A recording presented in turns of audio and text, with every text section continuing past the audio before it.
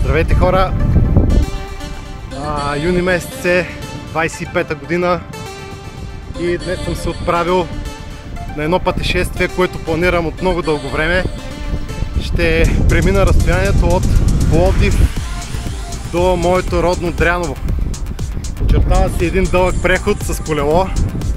Километрите са около 160-170. Ще мина по един малко по-различен маршрут. Стандартният маршрут е по Карловско шосе от Пловдив, по подбалканската шипка Габрово-Дряново.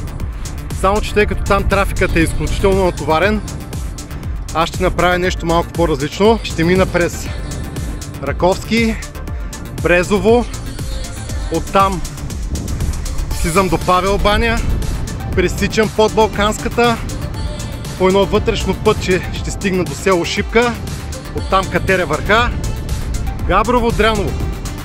Маршрутът ми се удължава, може би с около 15 на километра, но пък денят е пред мен, времето е прекрасно, подготвен съм. Малко по-късно ще ви покажа с кое колело съм. Може би ще предизвикам малко така негативни емоции във вас или полемики, но ще ви обясня защо съм с такова колело. И така, действаме. Аз между другото вече съм навъртял около 20 км. Тръгнах рано в 7:30 сутринта. Сега съм малко преди магистрала Тракия, само ще мина под нея. Минах през Котаре, Рогош. Сега съм преди Терелистник и минавам под магистралата и продължавам към Раковски.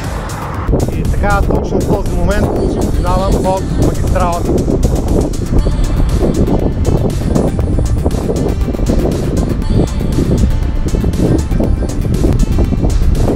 Между другото, искам да ви кажа, че това ще е най-големият преход с колело, който съм правил до сега въобще в живота си.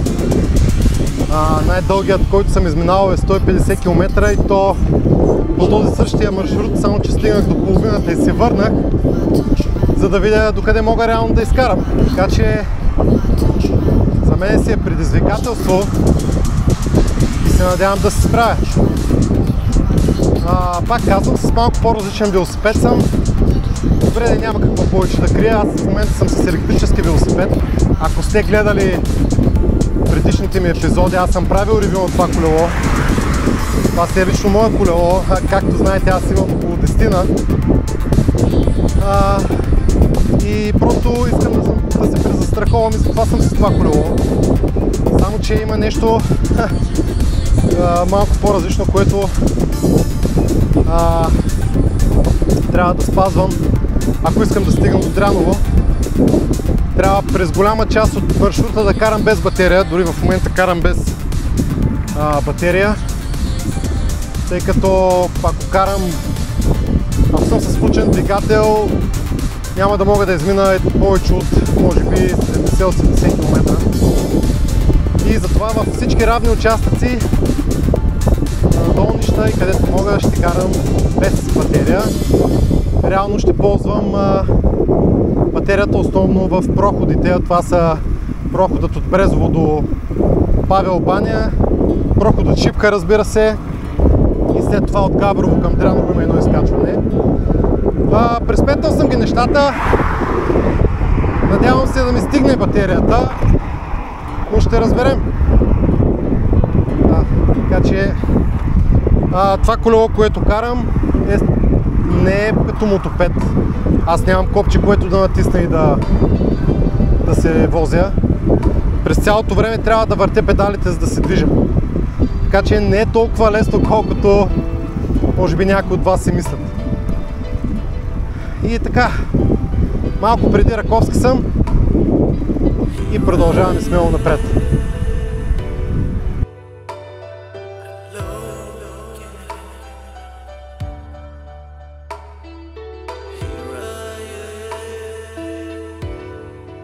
И така, първата ми по-голяма цел, град Раковски, е достигната.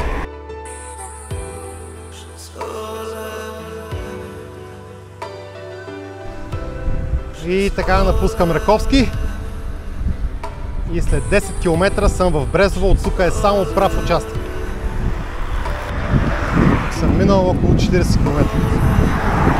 точно 37,5.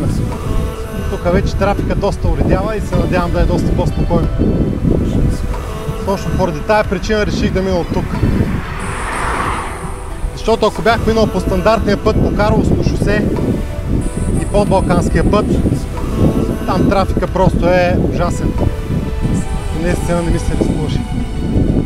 А от тук и природа и всичко е страхотно. Хайде.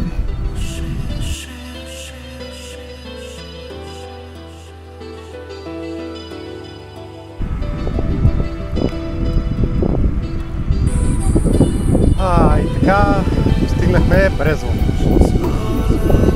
Следващата точка от маршрута.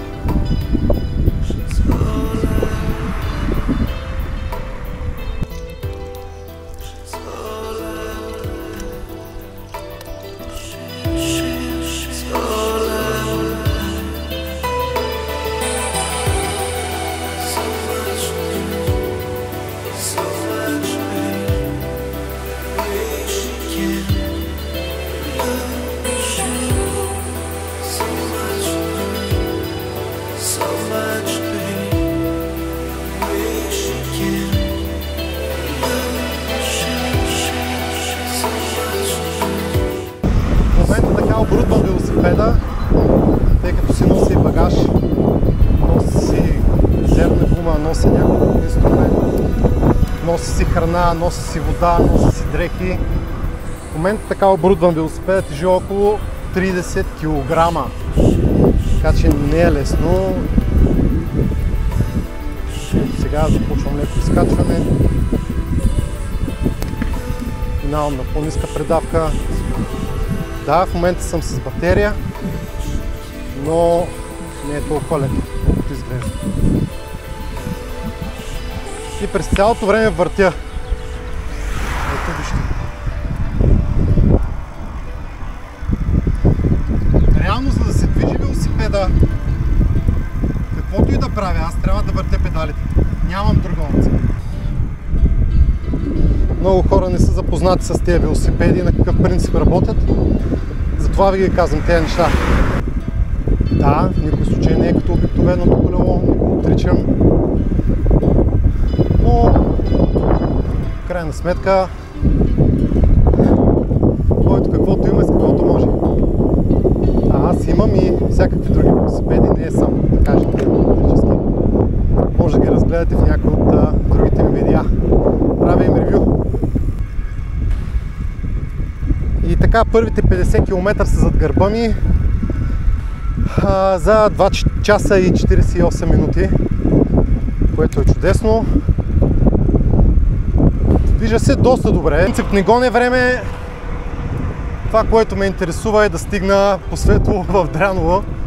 Но мисля, че да, трябва да няма проблем с това.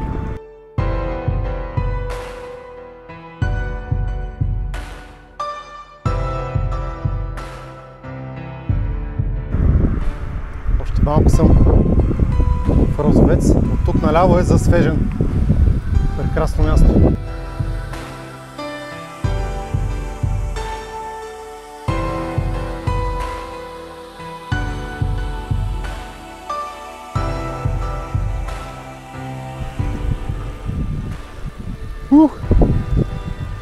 Още малко, предполагам, и съм на върха на проходчето. То е някъде около 1000 метра над морска височина. И там има чешма. Надявам се, че тая чешма работи, защото водата ми е останала съвсем малко. Сега след малко ще разберем.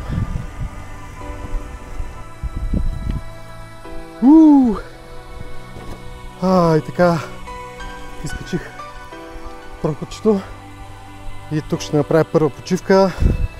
Изминал съм точно 70 км, точно за 4 часа. Така.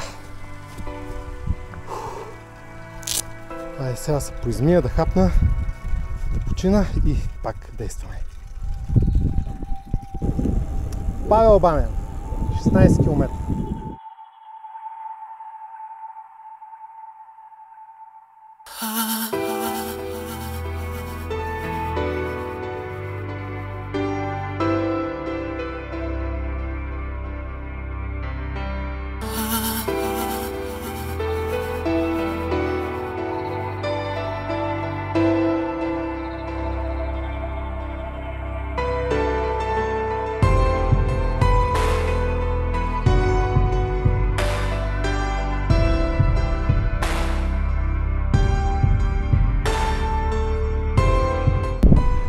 Точно 90 км от Пловдив до Павел баня.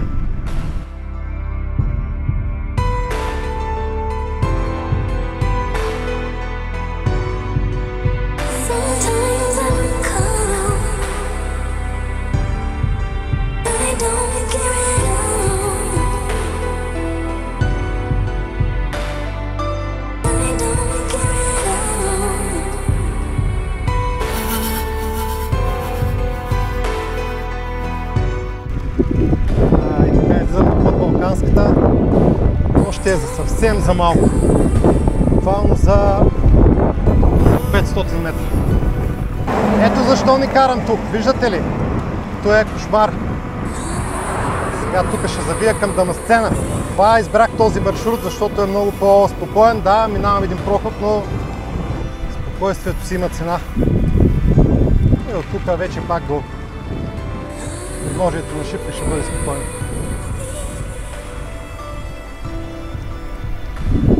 Така влизам в горно съпане. И от тук вече до подножието на Шипка, до село Шипка всъщност. Се надявам да бъде много спокойно. Даже в един момент ще карам и по черен път. Супер! Движа се много добре. 5 часа и 20 минути, 97 км. Наближавам 100 км. Точно 99 в момента. Котно. Движа се според очакването, даже малко по-добре. 5 часа и 20 и няколко минути до момента. 100 км. Остават ми реално някъде около 70, да кажем. Нещо такова. Така че съм минал повече от половината. Но сега предстои Шипка. С Шипка шега не била.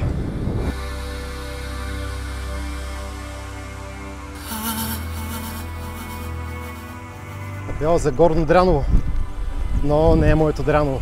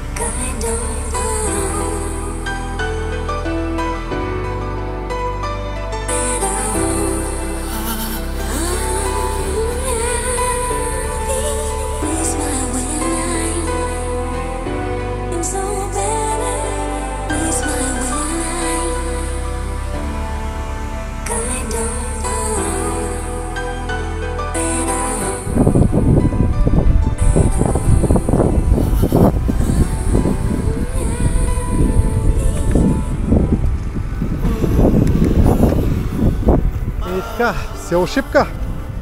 И точно в този момент започвам да изкачвам прохода. 110 км до тук. Времетраене 6 часа.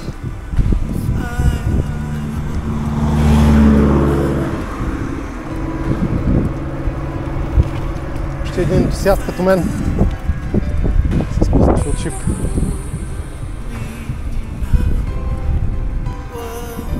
И точно в този момент започвам да се моля на всички богове за малко облачета, ако може, защото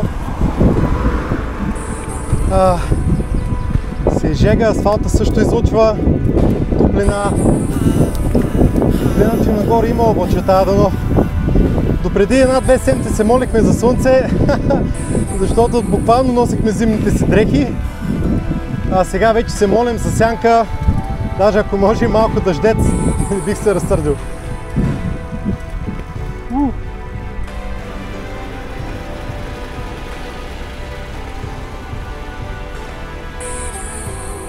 И така, след като се изкъпах буквално на тая чешма, пих се с хубава студена вода, сега съм доста по-свеж, продължавам нагоре.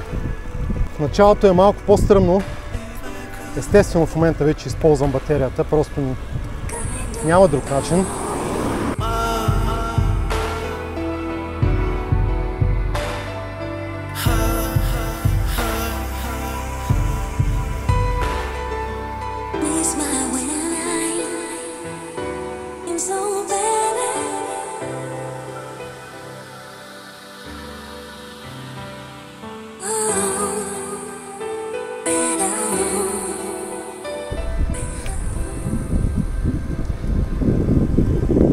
Ако не друго, вече е прохладно.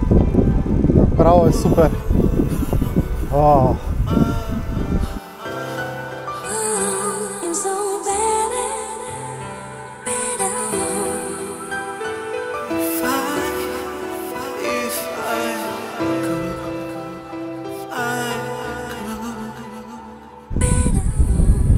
Ами човек, когато се моли, трябва да внимава какво се пожелава, защото заваля дъжд.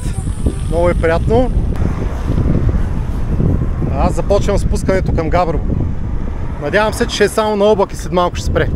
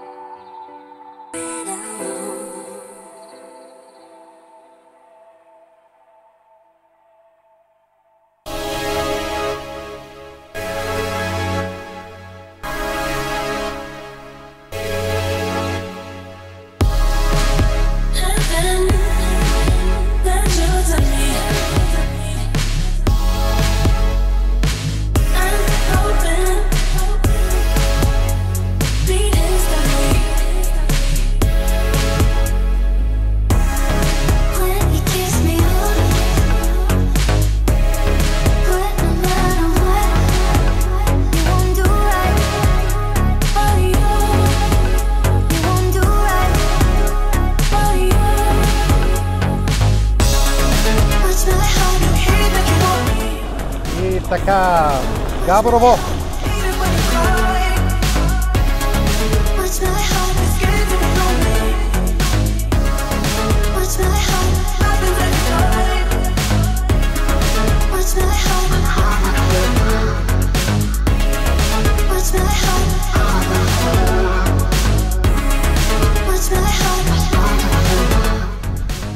Всъщност това е последния бариер, който катеря.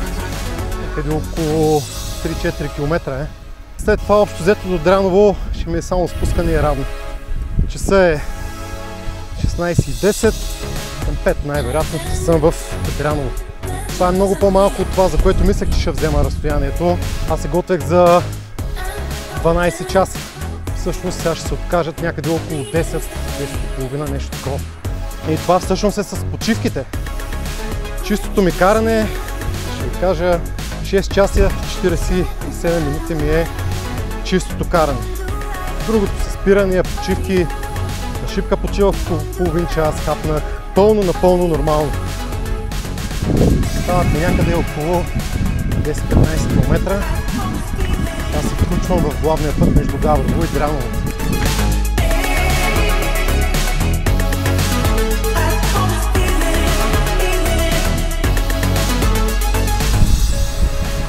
И така, все по-близо от Дряново, 5 км. В момента минавам точно над Дряновския манастир, който е тук в дясно, долу, ниско.